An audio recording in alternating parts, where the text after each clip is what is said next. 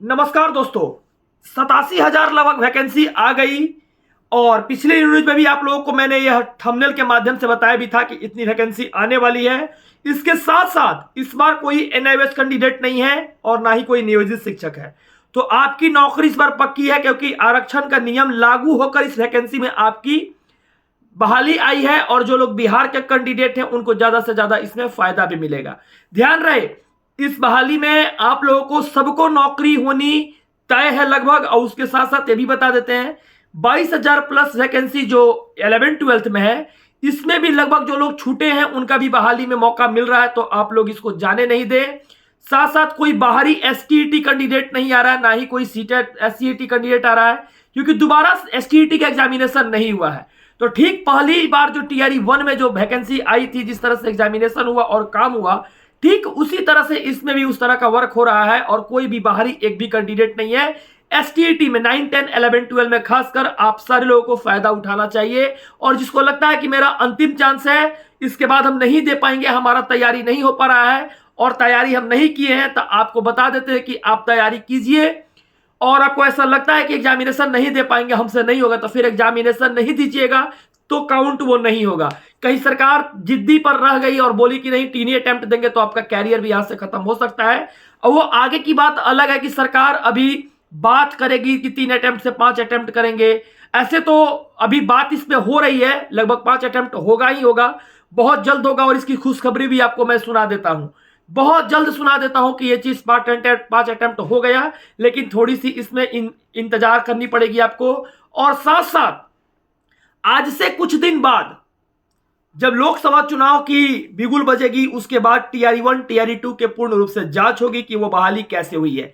ये फाइल खुलेगा भी, क्योंकि बिहार विधानसभा से यह बात माननीय उप मुख्यमंत्री जी के द्वारा कहा गया है कि जो जो चीज हुआ है गलत, या जो जो बातें हुई है, चाहे बहाली हो, चाहे वो किसी प्रकार के लोग हो, माननीय उप मुख्यमंत्री जी सम्राट चौधरी जी के द्वारा यह बात कहा गया है कि जो भी रहेगा गलती, जिस विभाग में गलती रहेगी उसकी पूर्ण रूप से जांच होगी और इसके ऊपर कार्रवाई की जाएगी अगर गलत पाई गई तब।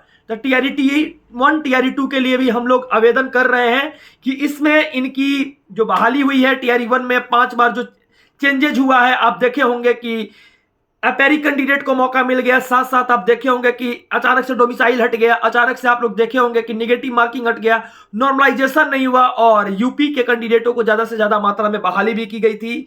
तो ये हमारे तरफ से लगाया हुआ, एक तरफ से कहा जाए तो आलोचन है। अब इसको माध्यम को सिद्ध करने के लिए माननीय सम्राट चौधरी जी से एक रिक्वेस्ट भी हम करेंगे और इसके लिए पूछेंगे भी कि कितनी हद तक ये सही है और कितनी हद तक ये गलत है। तो हमको जहां तक लगता है कि न्याय भी मिलेगा इसके लिए कि क्या यह संविधान में उचित है या नहीं है, ये चीज को देखते हुए इस पर न्याय भी मिलेगा। और साथ साथ भाषा अहर्ता का केस और सप्लीमेंट्री रिजल्ट का केस आप लोग देखे होंगे कि सारे लोग अथाहत हो चुके हैं। अब एक तरफ से देखा जाए तो एग्जामिनेशन भी मार्च में फर्स्ट वीक या सेकंड वीक तक हो जाएगी और इसमें भी आप लोग बहुत घबराए हुए हैं, सहमे हुए हैं कि क्या होगी मेरे साथ, यह मेरी लास्ट अटेम्प्ट है।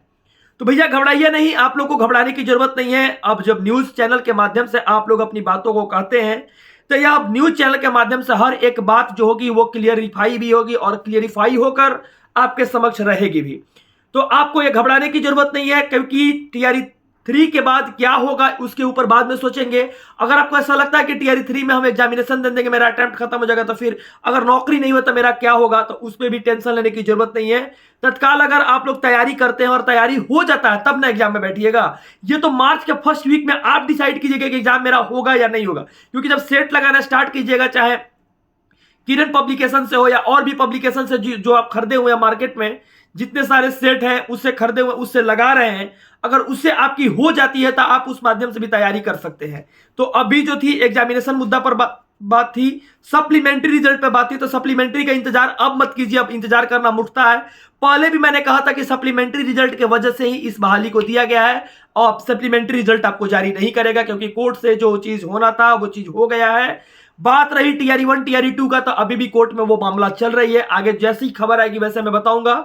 इसके ऊपर अपना मेरा कोई जो बात है वो बात अपने स्तर से मैं जो अभी तक मिला मार्केट में वो बताया मैंने, आगे भी जो बात रहेगी सो बताऊंगा। लेकिन एक बात और कहेंगे, जो लोग चैनल पे नए हैं, आप लोग मानते नहीं हैं, आप लोग करते नहीं हैं, परिवार बड़ा करना चाहते हैं, आप लोग के लिए काम करना चाहते हैं, तो आप लोग के लिए सब्सक्राइब बटन जरूर होगा।